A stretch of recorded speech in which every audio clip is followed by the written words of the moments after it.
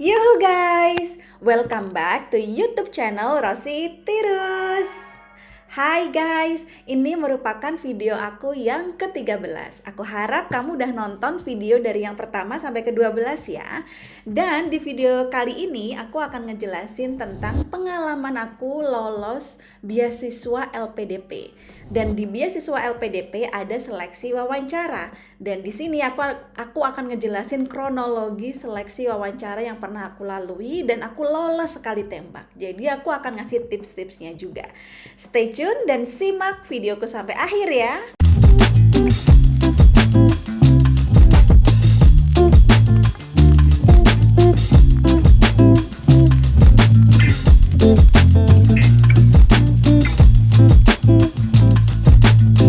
Yuhu guys, yang baru banget gabung di channelku hari ini, ya kenalin aku Rosi dan aku lolos beasiswa LPDP luar negeri tahun 2019 dan itu adalah pertama kalinya aku ngecoba beasiswa LPDP dan langsung lolos. Dan waktu itu tujuan kampusku adalah ada di Pennsylvania, USA, ada di Melbourne University dan juga Hong Kong. Jadi aku punya 3 pilihan kampus. Namun akhirnya aku tidak ambil beasiswa LPDP karena aku keterima beasiswa lain. Namun nggak masalah karena aku tetap punya tips-tips yang menarik yang barangkali teman-teman akan gunakan ketika teman-teman akan ngedaftar beasiswa LPDP ini. Nah sebelumnya jangan lupa subscribe supaya teman-teman gak ketinggalan kalau misalnya aku update episode-episode yang terbaru tentang bagaimana mendapatkan beasiswa luar negeri. Oke, mulai cerita aja deh. Jadi aku itu sejak dulu kepengen banget memang kuliah di luar negeri dan aku sepanjang waktu itu aku belajar bahasa Inggris itu sangat keras ya, mulai dari ikut kursus, kemudian belajar mandiri, bayar guru online, semuanya aku jalanin. Dan akhirnya tahun 2019 aku merasa udah siap untuk mengikuti tes IELTS karena kalau seleksi LPDP kan harus ada sertifikat IELTS-nya kan. Dan tahun 2019 itu akhirnya aku memberanikan diri untuk mulai daftar beasiswa LPDP. Nah, seleksinya tuh ada 3, ada administrasi, setelah lolos baru tes komputer, setelah lolos kemudian tes wawancara. Namun untuk tahun ini formatnya tuh sedikit berubah teman-teman.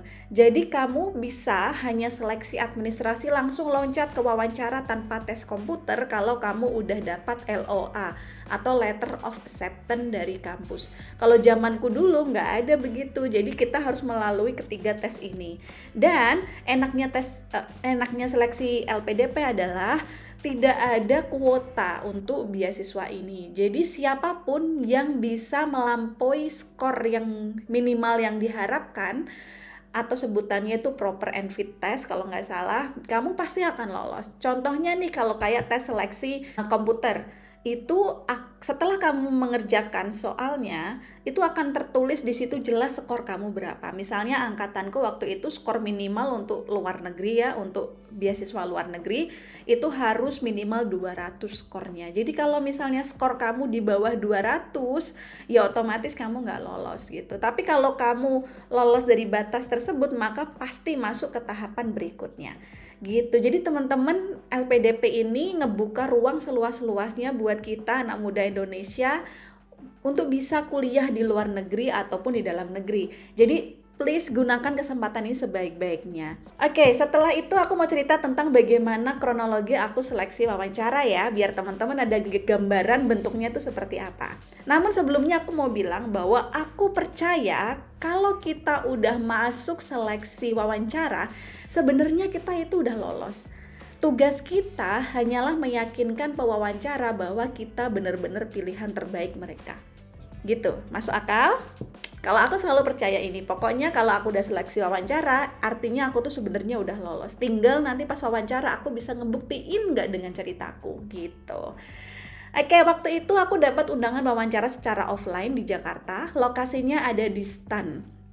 Nah, di tahun itu aku sebenarnya bekerja di Jakarta. Namun seperti teman-teman tahu, Jakarta itu luas ya.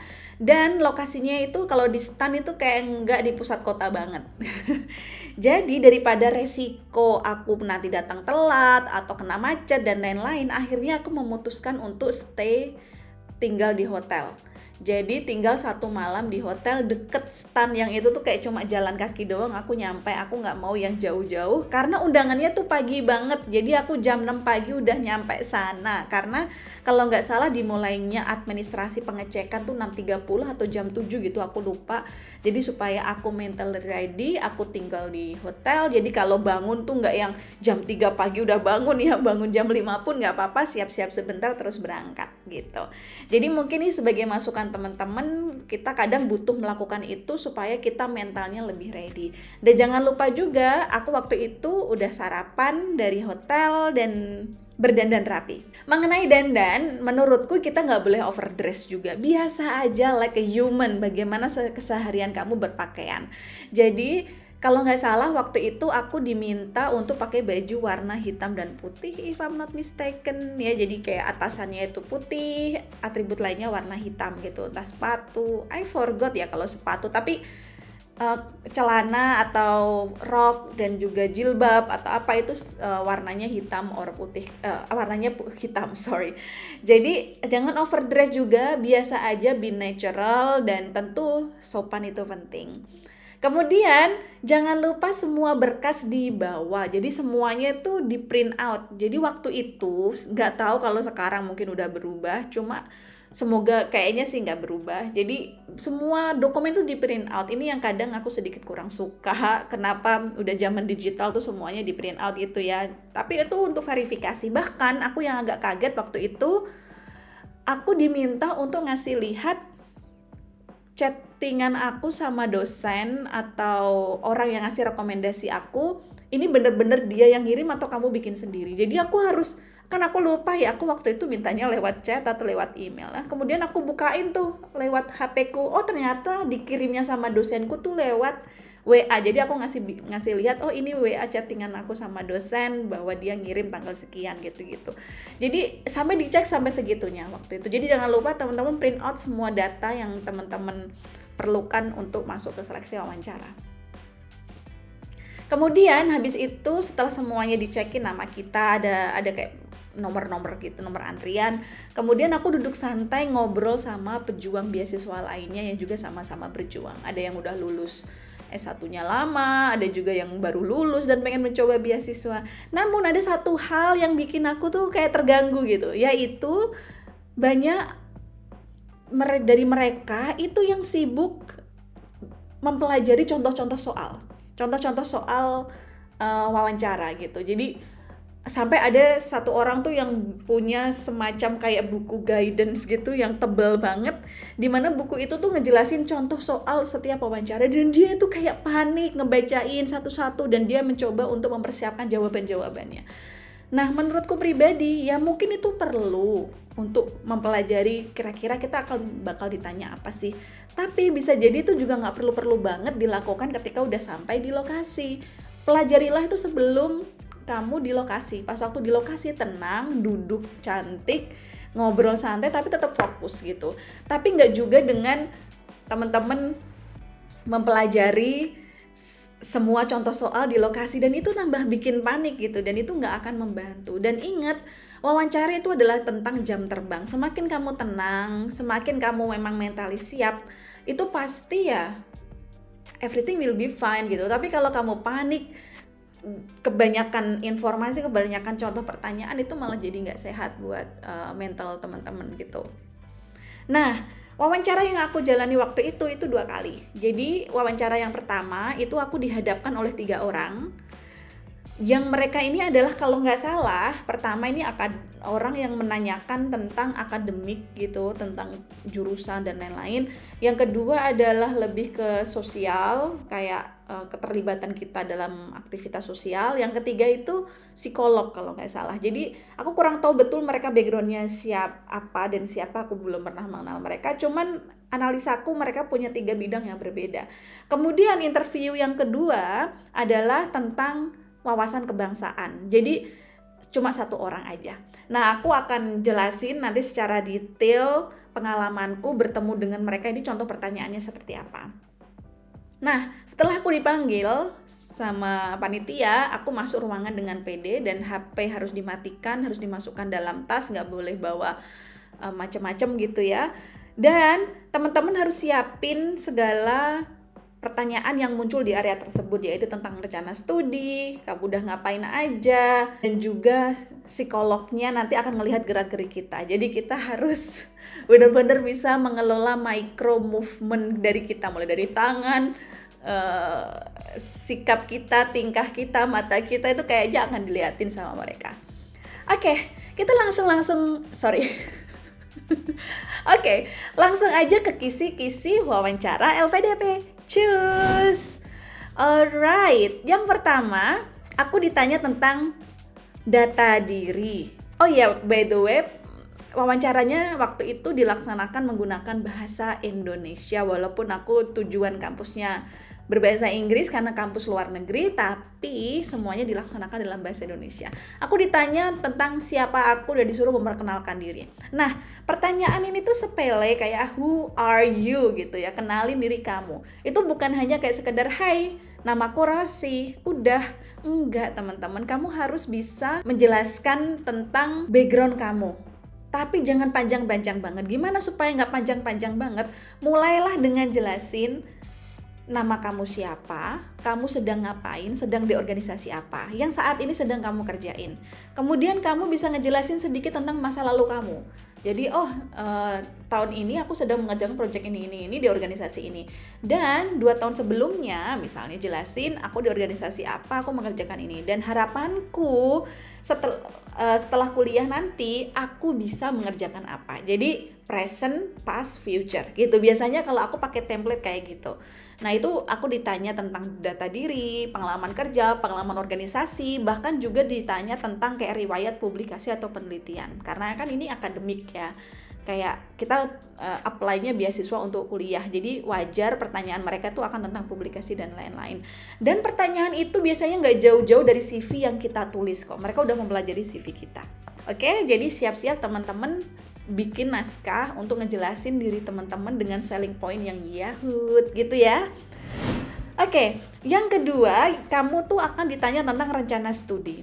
Ini tentu teman-teman udah tahu ya, kalau untuk daftar beasiswa LPDP, kalau nggak salah kita diminta untuk daftar minimal 3 kampus nggak sih? Atau maksimal 3 kampus. Dan teman-teman harus mempelajari kampus tersebut gitu. Kamu harus benar-benar tahu kurikulum pembelajarannya apa, mata kuliah yang kamu paling tertarik itu apa. Bahkan aku waktu itu ditanya tentang rencana tesismu tentang apa. Dan judul tesismu akan apa. Dosen atau profesor kamu yang akan ngebimbing tesis itu kira-kira siapa. Jadi sampai ditanya rencana penelitian kamu tuh bentuknya akan seperti apa. Dan aku juga ditanya kenapa aku tertarik milih jurusan tersebut, manfaatnya buat kita ini apa, buat masa depan kita, buat masa depan Indonesia, dan kenapa itu urgent. Bahkan ditanya juga kenapa harus di kampus tersebut, alasannya apa, dan kalau di kampus tersebut kenapa jurusan tersebut, urgensinya apa. Jadi teman-teman nanti akan ditanya pertanyaan-pertanyaan seputar kenapa kamu milih jurusan tersebut. Kalau teman-teman milih jurusan tersebut dengan hati pas waktu daftar, tentu jawabannya tuh akan mudah gitu loh. Kalau kamu udah riset sebelumnya kayak, oh aku tahu nih aku jurusan ini aku suka karena ada mata kuliah ini dan aku tertarik untuk kenal sama dosen namanya A. Dan ada penelitian di kampus tersebut yang membahas tentang ini dan aku pengen berdialog langsung sama mereka. Bahkan aku juga tahu di sana ada komunitas namanya apa yang membantu, yang aku rencananya akan ikutan. Gitu-gitu teman-teman. Jadi siapin ya. Pelajari kampus yang kamu apply, utamanya kampus nomor 1 yang ada di ranking 1 yang teman-teman daftar. Yang nomor 1 itu pelajari bener seolah-olah kamu udah keterima di kampus tersebut. Apalagi kalau kamu udah punya LOA, itu gampang banget ya, karena artinya kamu udah siap kuliah. Oke? Kemudian yang ketiga yaitu tentang psikologis. Jadi pertanyaan psikologis yang waktu itu aku terima adalah, nanti kalau kamu homesick gimana? Gitu. Nah, pertanyaan ini waktu itu mudah aku jawab karena kebetulan kan aku udah sering keluar negeri. Jadi aku bilang, oh aku pernah keluar negeri, ke sini, ke situ, ke sini, ke situ gitu. Dan menurutku homesick itu perasaan yang wajar. Jadi kalau misalnya aku ngalamin homesick, sekarang kan udah ada teknologi. Jadi aku tinggal video call sama keluarga, aku hangout sama teman-teman, aku masak masakan Indonesia, atau mungkin aku treat myself aja, makan makanan yang enak waktu itu, atau menghabiskan waktu di luar rumah daripada menyendiri di dalam rumah, atau asking for a help if I really need it. Jadi kita itu udah kayak kita mengiyakan bahwa itu tuh kondisinya bisa terjadi. Jangan justru malah bilang, oh enggak kok, aku nggak akan homesick gitu. Nah itu tuh kayak impossible nggak sih? Semua orang menurutku tuh akan ngalamin perasaan kayak lonely, perasaan sedih tanpa alasan, perasaan burnout ketika kita di luar negeri gitu. Jadi bilang aja, oh iya itu mungkin, tapi teman-teman udah nyiapin cope mekanismenya. Gimana cara mekanisme mengatasi masalah tersebut. Itu pertanyaan yang aku terima. Terus kemudian beberapa teman-temanku itu ada yang dapat pertanyaan agak aneh. Sorry, aku bilang ini aneh. Pertanyaannya kayak gini. Nanti kalau kamu kecantol bule gimana? Nanti kalau misalnya kamu dapat pekerjaan di sana gimana? Nah pertanyaan-pertanyaan ini jujur aku nggak bisa ngasih saran. Aku juga nggak tahu cara jawab yang paling bener tuh gimana. Cuman yang teman-teman perlu aware adalah LPDP tuh mengharapkan kamu pulang ke Indonesia dan membangun negara ya. Setidaknya kamu tuh 5 tahun di Indonesia kalau kuliahmu 2 tahun. Karena kan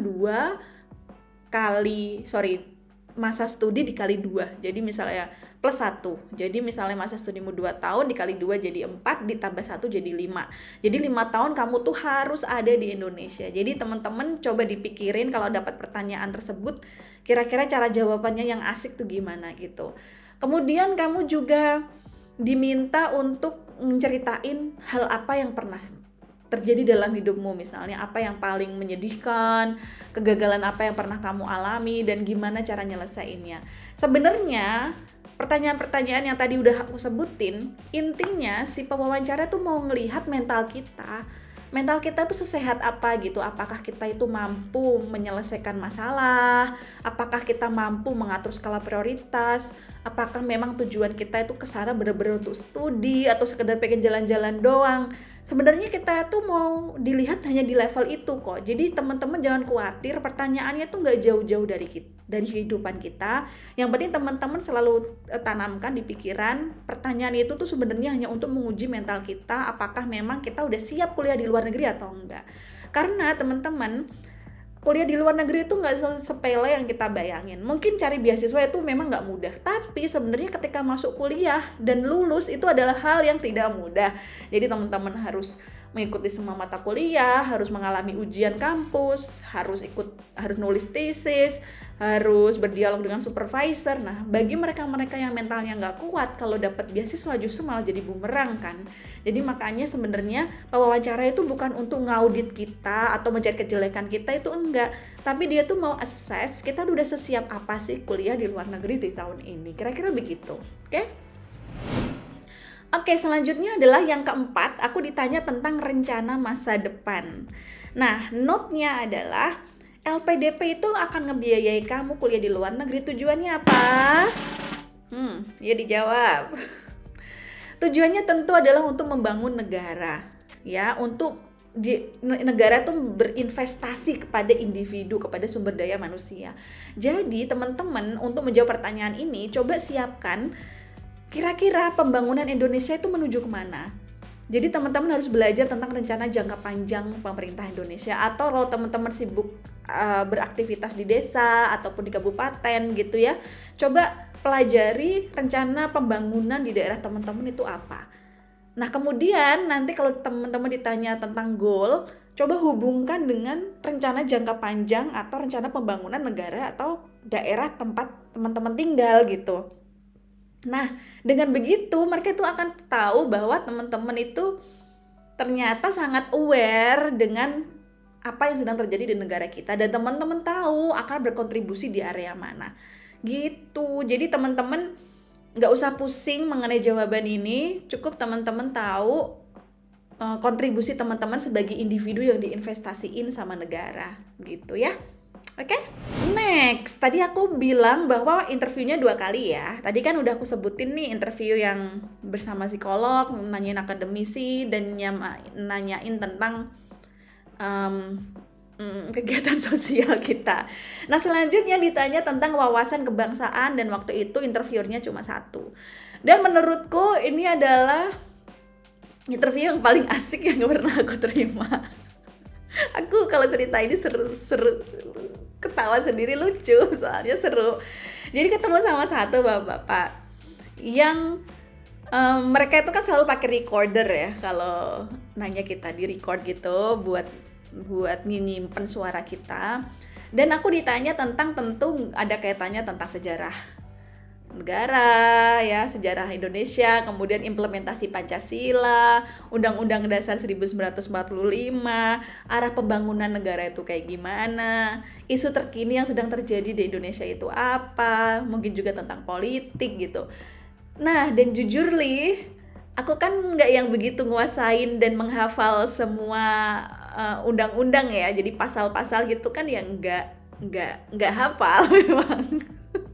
Jadi pas aku ditanya pasal nomor 33 itu apa? Jadi pertanyaannya tuh kayak gitu, disuruh nyebutin pasalnya. Dan tentu aku sudah belajar mempersiapkan semuanya. Namun aku tetap tidak hafal, tetap nggak mungkin per kata tuh aku inget gitu. Dan tentu jawabanku salah. Jadi aku jawabnya, aku bilang, Pak, saya coba ya gitu. Jadi aku jawab, terus dia bilang, salah. Oh gitu ya Pak ya. Jadi pas waktu aku salah, aku tuh tidak yang langsung merasa bersalah dengan muka sedih atau apa. Aku justru malah ngobrol, oh gitu ya Pak ya, maaf ya Pak salah, coba lagi, maaf ya Pak salah, tapi untuk implementasi pasal tersebut aku ngerti kok Pak. Jadi aku jelasin argumenku. Jadi malah aku sama bapak itu tuh berasa ngobrol gitu, aku nggak yang defensif karena aku salah terus ngerasa sok bener, tapi justru aku mengakui kesalahanku. Oh iya Pak, ya aku harus belajar ya Pak ya, maaf yang bagian itu aku masih lupa gitu.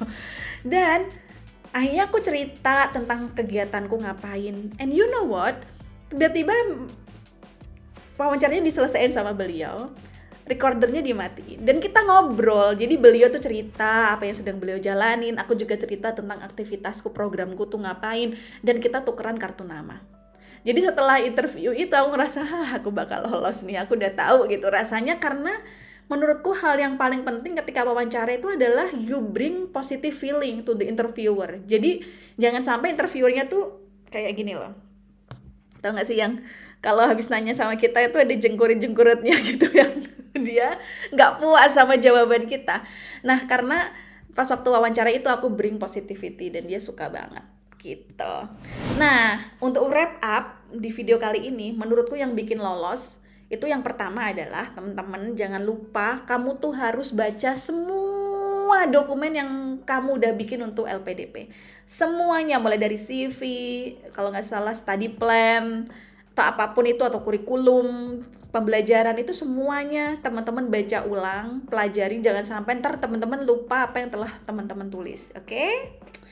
Kemudian selanjutnya, treat wawancara itu sebagai manusia.